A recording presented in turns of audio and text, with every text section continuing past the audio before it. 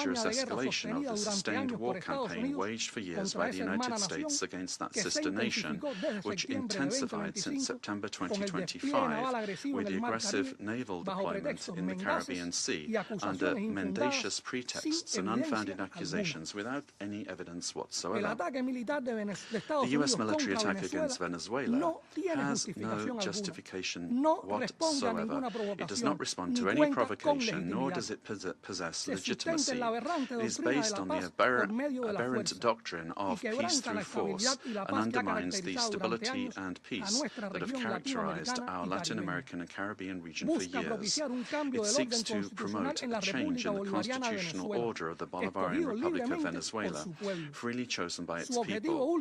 Its ultimate objective is not the false narrative of combating drug trafficking, but control over Venezuela's land and natural resources, as has been openly and shamelessly declared by President Trump and his Secretary of State. This is an imperialist and fascist aggression with objectives of domination that seeks to revive the U.S. hegemonic ambitions over our America, anchored in the outdated Monroe Doctrine. It also seeks to intimidate and subjugate the governments of Latin America and the Caribbean. Cuba calls for an urgent reaction from the international community against this criminal attack on Venezuela, a peaceful nation that does not attack the United States or any other country. We call on all governments, parliaments, social movements, and peoples of the world to condemn the U.S. military aggression against Venezuela and to confront this act of state terrorism that threatens international peace and security and seeks to impose a new doctrine of U.S. imperialist domination in Latin America and the Caribbean and in the world. Mr. President, the recent statements about imperialist plans to steer Venezuela toward a supposed safe, appropriate and prudent transition are totally unacceptable. In the U.S. vision of domination, this means imposing a puppet government functional to its predatory goals, particularly unrestricted access to and plundering of natural resources that, by right, belong to the Venezuelan people. Determining the destiny of Venezuela is an exclusive right of its people, without external interference. If the U.S. government, lacking any moral authority whatsoever, truly cared about the peace, freedom and justice of Venezuelan men and women, it would not have bombed that territory with absolute disregard for the lives, sovereignty and territorial integrity of that nation. I conclude by reaffirming our unwavering adherence to the proclamation of Latin America and the Caribbean as a zone of peace, and by calling for action with the firmness and determination that current circumstances demand, always in defense of international law and of the future of peace for all the peoples of our America and of the world. Thank you. I thank the representative of Cuba for the statement and now give the floor to the representative of Nicaragua. Muchas gracias, señor presidente. Thank you very much, Mr. President. Latin America and the Caribbean is a zone of peace, declared by the Community of Latin American and Caribbean States, CELAC, on behalf of all of the peoples and governments of our region. This zone of peace must be fully respected by all governments of the world without exception, and in particular by the members of this Security Council responsible for international peace and security. This decision, these desires and aspirations of our peoples are a noble contribution to world peace, to international law and to the United Nations Charter. Señor Presidente, Nicaragua respalda lo expresado por la presidenta interina de Venezuela, Delcy Rodríguez, que pide la liberación inmediata del presidente constitucional y legítimo de Venezuela, Nicolás Maduro Moros, y la primera combatiente de la patria, Cilia Flores. Todos los Estados miembros de Naciones Unidas tenemos el deber de respetar el derecho internacional, el espíritu, los propósitos y principios de la Carta de Naciones Unidas, el derecho a la soberanía, autodeterminación, integridad territorial de los Estados, la no injerencia, la convivencia pacífica. El pueblo venezolano es el pueblo digno de Bolívar, de Chávez, de Maduro, e históricamente indoblegable que defiende su soberanía y su derecho a la paz. Nicaragua siempre estará con Venezuela.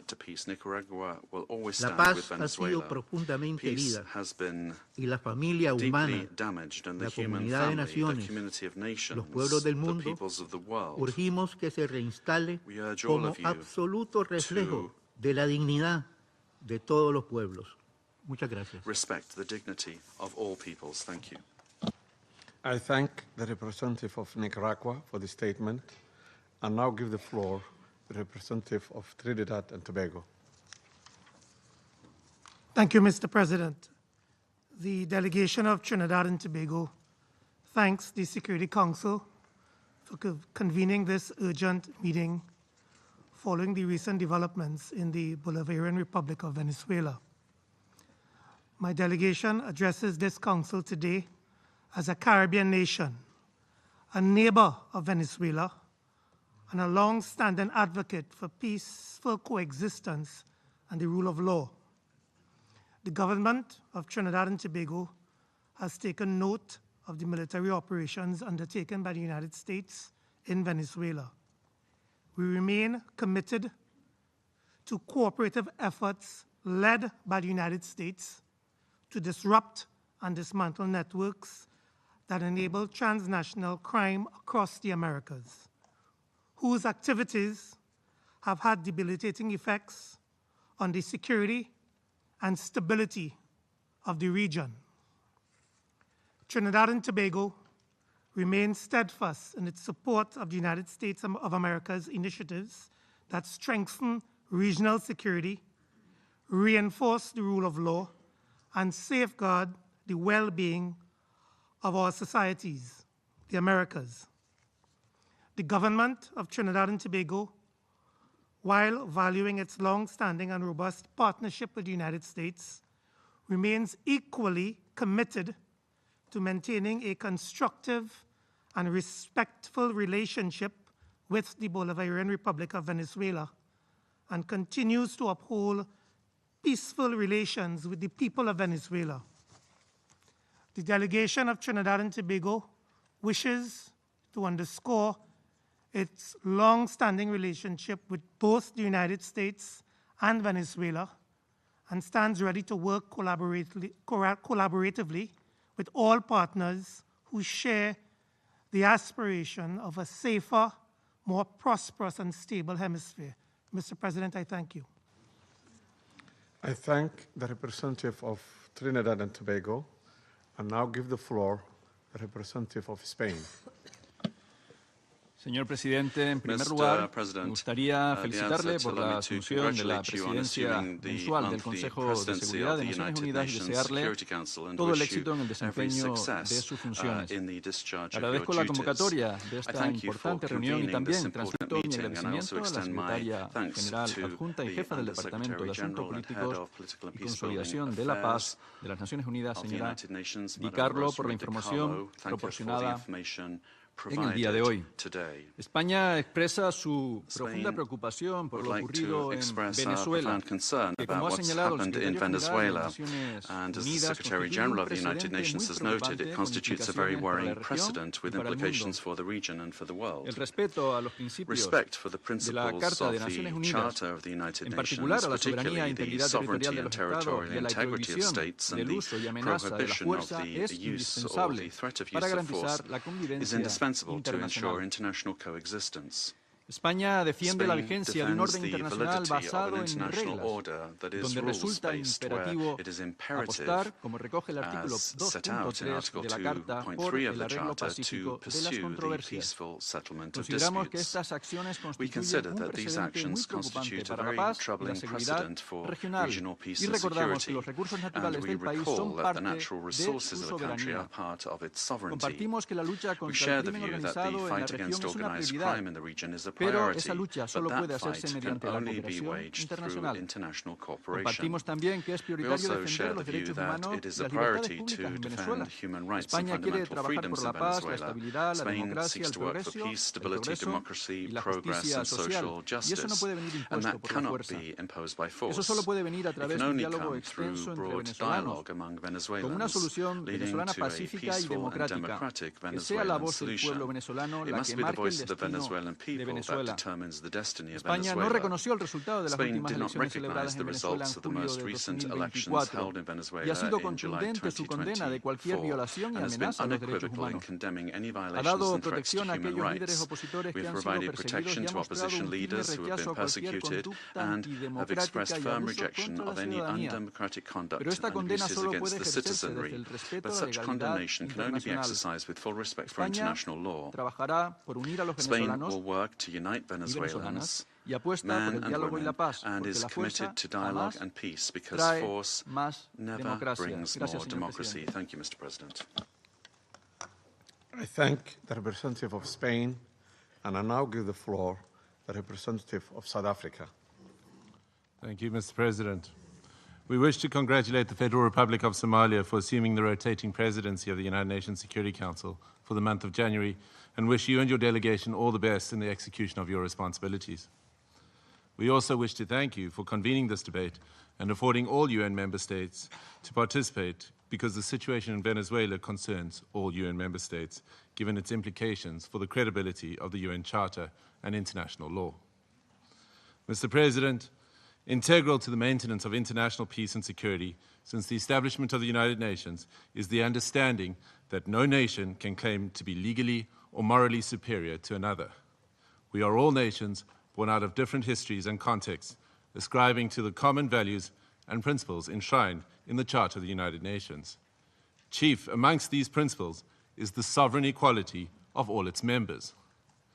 By signing the Charter, we have all committed to settle our international disputes by peaceful means in such a manner that international peace, security, and justice are not endangered.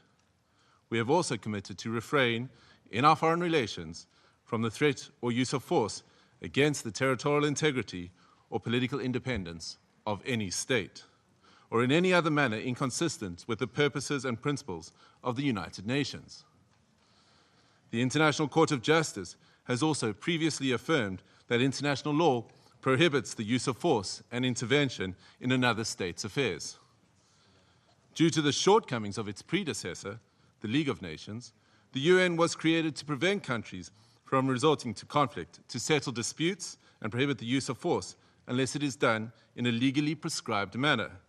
In doing so, the UN has played a pivotal role in ensuring peaceful existence amongst nations, including in ending the colonial subjugation by powerful countries over others, underpinned by respect for the equal rights of nations, large and small, and respect for the principle of equal rights and self-determination of peoples.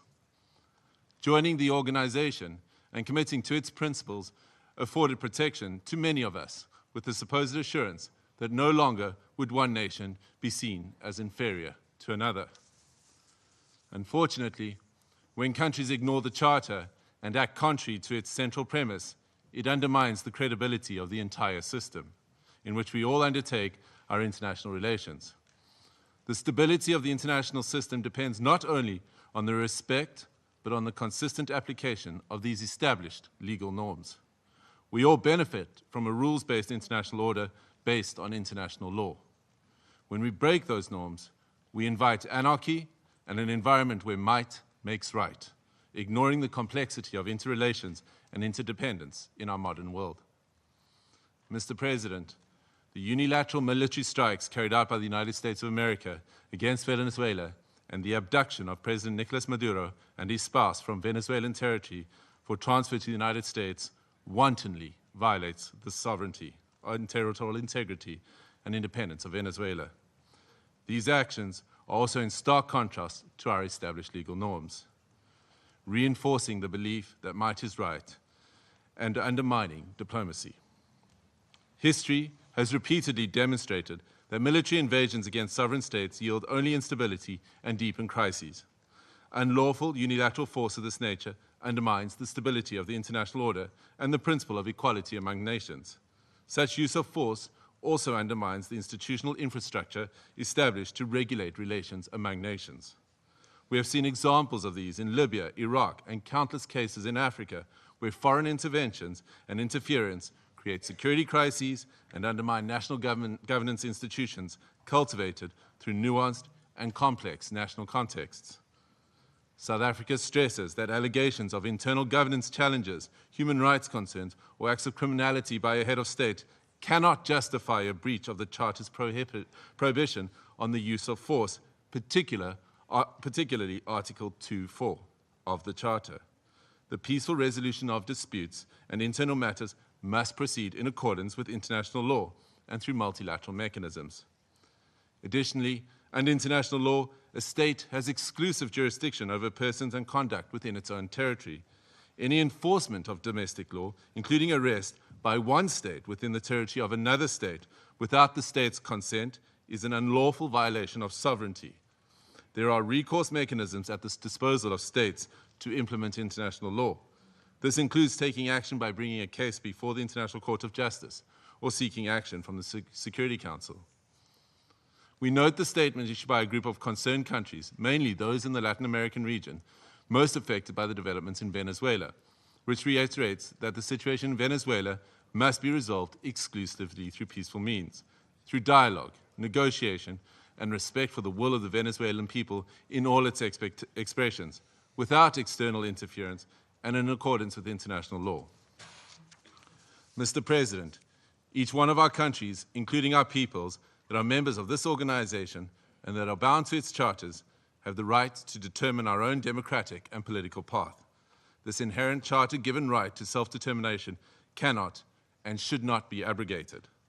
If we do not stand up for the sovereign rights of any nations or states when they are undermined and wantonly violated, then which one of us are safe or are guaranteed protection by the principles of the Charter and international law?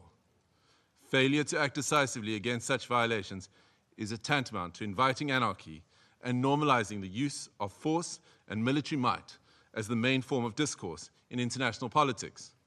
This would be a regression into a world preceding the United Nations, a world that gave us two brutal world wars, and an international system prone to severe structural instability and lawlessness.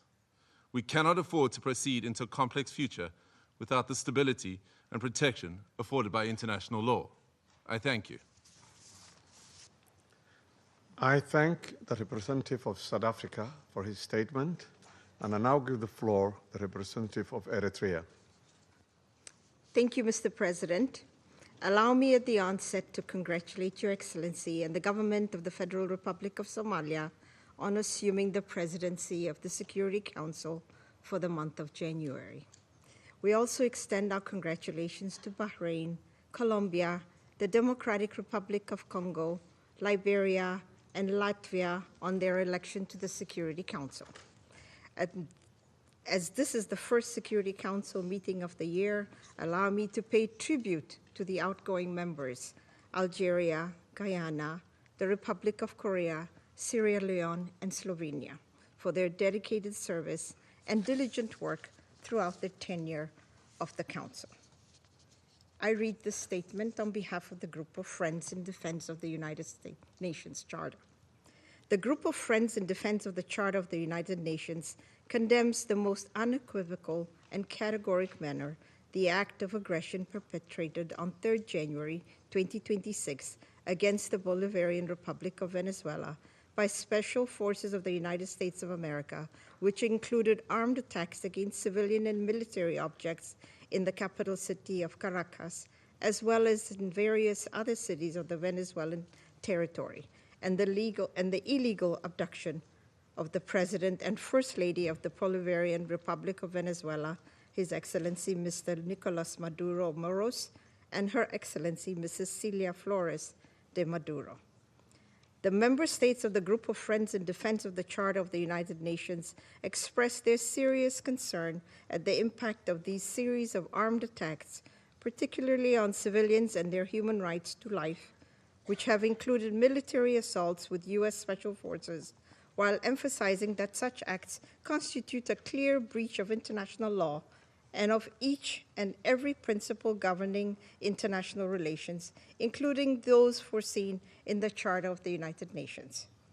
The Group of Friends of the Charter of the United Nations reiterates its firm support to the constitutional government of the Bolivarian Republic of Venezuela under the leadership of President Nicolas Maduro Moros, and emphasize the importance of ensuring strict respect for the inviolability of the immunities accorded to heads of states and government under international law, while renewing its unwavering solidarity with the Venezuelan people in their ongoing struggle for defending their homeland, including through the actions it may take within the framework of international law to exercise its inalienable right to self-defense. The member states of the Group of Friends in Defense of the Charter of the United Nations demand for the immediate cessation of all hostilities against the Bolivarian Republic of Venezuela, for the full respect for the sovereignty, territorial integrity, political independence, and inalienable right to self-determination of the Bolivarian Republic of Venezuela, for the immediate return of President Nicolas Maduro and First Lady Celia Flores de Maduro to the Venezuelan national territory, and for those responsible for these acts of aggression to be held accountable. The Group of Friends of the Charter of the United Nations firmly reject the remarks delivered by the President of the United States of America during the afternoon of 3rd January 2026, in which he not only threatened with additional airstrikes against the Venezuelan territory, but also claimed to resolve to occupy and govern the Bolivarian Republic of Venezuela, and to exploit the natural resources and administer the wealth of that sisterly nation in what can only be described as the confession of a clear plan of annexation that foresees, among others, the complete obliteration of the inalienable rights of the Venezuelan people, as well as the fundamental rights of the Venezuelan state as a whole. The member states of the Group of Friends of the Defense of the Charter of the United Nations call on all relevant international bodies, including the Security Council and the General Assembly of the United Nations, to swiftly mobilize in order to uphold the purposes and principles enshrined in the Charter of the United Nations, and to urgently take appropriate measures to avoid further escalation of the situation on the ground, particularly additional acts of aggression against the sovereignty and territorial integrity of the Bolivarian Republic of Venezuela, and preserve both regional and international peace and security. I thank you. I thank the representative of Eritrea for her statement, and I now give the floor to the representative of Islamic Republic of Iran. Thank you. In the name of God, the Compassionate and Merciful, thank you, Mr. President, for convening this emergency and important meeting. We acknowledge the presence of the Undersecretary General, Mr. Carlo, at this meeting and extend our appreciation to Professor Jeffrey Sachs for his informative and insightful briefing. At the outset, I would like to extend my warm congratulations to Somalia on its assumption of the presidency of the Security Council for this month. I also wish to warmly congratulate the newly elected members of the Council, Bahrain, Colombia, Republic of Congo, Latvia, and Liberia on their election. Mr. President, the Islamic Republic of Iran would like to associate itself with the statement delivered by Eritrea on behalf of the Group of Friends in Defense of the Charter of the United Nations, and wishes to make the following remarks in its national capacity. First, the Islamic Republic of Iran condemns in the strongest possible terms the military attack carried out by the United States of America against the Bolivarian Republic of Venezuela. This illegal act constitutes a state terrorism, a manifest violation of Charter of the United Nations, particularly Article 2, Section 4, and Section 7, and peremptory norms of the international law, and amounts to an internationally wrongful act and a full-fledged act of aggression. Such military aggression against an independent member state of the United Nations establishes a serious breach of regional and international peace and security, with far-reaching consequences for the international system as a whole. Second, The abduction of democratically elected president and the First Lady of the Bolivarian Republic of Venezuela by the United States constitute a flagrant violation of customary international law, including the principles of the inviolability of the immunities accorded to the heads of a state and government under international law, and represent a grave assault on the sovereign equality of states. The Islamic Republic of Iran recalls Venezuela's inherent right to self-defense and underscored the legal responsibility of the United Nations, in particular the Security Council, to take immediate measures to halt this unlawful aggression and to ensure accountability for all those responsible. Iran also affirms its full support for the people and legitimate the elected government of the Bolivarian Republic of Venezuela. Third, the United States is openly seeking to substitute its domestic law for international law and the Charter of the United Nations. This represents a serious warning to the international community and to all member states. Such unlawful conduct strikes at the very foundations of the Charter-based international legal order and establishes a dangerous precedent that must be categorically and unequivocally rejected. The so-called declared U.S. policy of peace through strength prescribed the law of the jungle and the rule of force instead of rule of law, and if tolerated and normalized, would render the collective security system established by the Charter ineffective and devoid of purpose. Fourth, the continued inaction and paralysis of the Security Council in the face of the explicit threat and act of aggression by the United States have fostered a dangerous climate of impunity. It has emboldened the United States to persist in unlawful conduct that poses a grave threat to regional and international peace and security. In recent days, the President of the United States had repeatedly issued public threat of the use of force against the Islamic Republic of Iran in manifest violation of Article 2 of the Charter of the United Nations. At the same time, the United States is shedding crocodile tears for the Iranian people and hypocritically claims to support them while maintaining a well-documented record of intervention, the use of force, and the imposition of unlawful unilateral coercive measures against Iran. This includes its direct political, military, and operational support and involvement for Israeli regime unlawful joint war of aggression against Iran between 13 and 24 June 2025, which resulted in loss of civilian life, attacks on civilian infrastructure, and serious violations of fundamental human rights of the Iranian people. Iran reaffirms its inherent right to defend its sovereignty, territorial integrity, and national security, and to protect its people against any foreign interference. The United States of America will bear full responsibility for consequences arising from its unlawful threats and any ensuing escalation. Finally, we unequivocally reject the baseless allegation and unwarranted reference made to Iran by the representative of the United States at this meeting. The facts on the ground are clear, speak loudly for themselves, and cannot be concealed by political rhetoric or manufactured narrative. I thank you. I thank the representative of Islamic Republic of Iran and now give the floor to the representative of Uganda. Thank you, Mr. President. I have the honor to deliver this statement on behalf of the Non-Aligned Movement, NAM, representing 121 member states united by the shared principle of respect for the sovereignty and territorial integrity of all nations.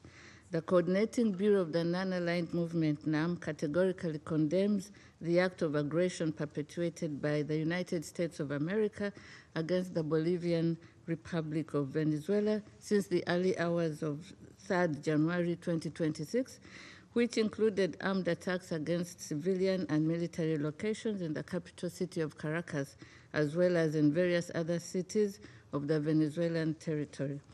The Coordinating Bureau of the Non-Aligned Movement notes that attacks in question, which blatantly violate the purposes and the principles enshrined in the Charter of the United Nations, as well as the norms of the international law, constitute an act of war against the Bolivian Republic of Venezuela that undermines both regional and international peace, security, and stability, while also threatening the very right to life of the Venezuelan people. Excuse me.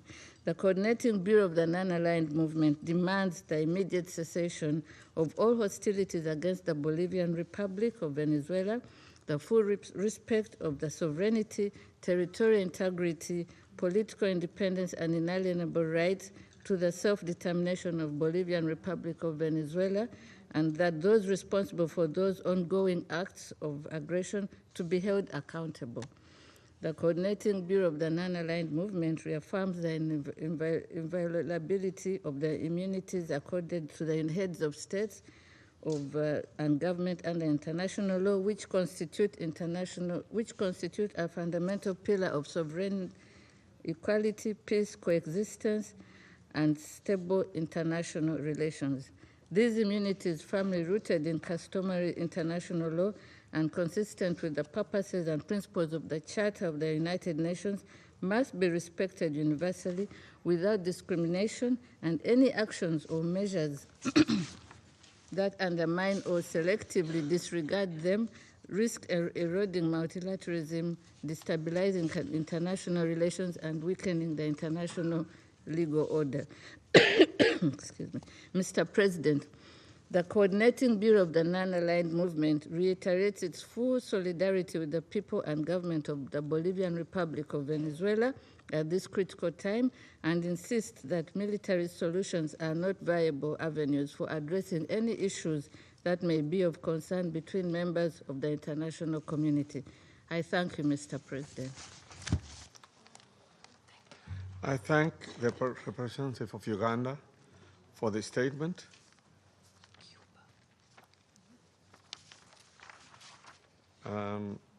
I now give the floor to the representative of Cuba, who has asked for the floor to make a further statement.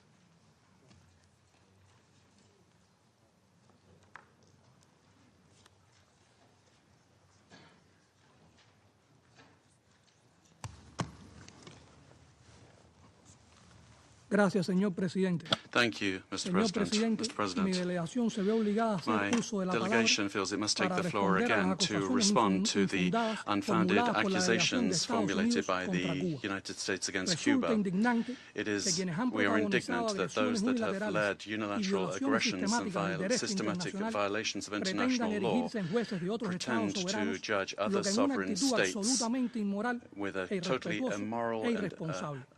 irresponsible Rechazamos attitude lacking categóricamente respect. We las calumnias de fundamentally que Cuba reject tiene the presencia de accusations inteligencia that en Cuba Venezuela. has intelligence Tales assets in afirmaciones Venezuela. carecen de toda These base kinds of fáctica statements y lack any constituyen un factual intento base and evidente are a de clear desviar la atención de la attempt to conducta agresiva y criminal de Estados take the Unidos eyes of the world en la off the región. criminal acts of the Cuba United States respeta in the region. estrictamente la Cuba soberanía, la strictly respects independencia the y el sovereignty, derecho inalienable independence, del pueblo and venezolano a inalienable right decidir of su the propio Venezuelan destino, people to tal como decide their own establece destiny la Carta de las as Naciones established Unidas. by the United La Nations cooperación entre Charter. ambos países en Cooperation múltiples between esferas, both countries incluida la militar, is in multiple tiene spheres, bases legítimas has y se basa en legitimate acuerdos bases bilaterales and is suscritos based on soberanamente por bilateral ambas partes. agreements signed Como ha by sido both declarado por parties, el as has gobierno been declared by the revolutionary los 32 government, the combatientes caídos o víctimas 32 en un acto criminal de agresión combatants y that terrorismo de Estado fell in terrorist perpetrado por Estados Unidos acts perpetrated by the cumplían United misiones en States were representación de las Fuerzas in Armadas missions Revolucionarias y of el the Ministerio del revolutionary Interior forces a la solicitud de órganos heroicos de Venezuela. at the Estos request of patriotas supieron poner Venezuela. en alto Those con la patriots actuación heroica el sentir were solidario heroic in de their millones action, showing de cubanos. solidarity Esta with delegación millions of intenta Cubans. irrespetuosamente These tildar a accusations Cuba de intervención en attempt to Venezuela, lo cual rechazamos suggest that Cuba categóricamente. is involved in this way in Venezuela. We categorically reject that. Thank you. I thank the representative of Cuba for the statement. There is no more names inscribed on the list of speakers. The meeting is adjourned.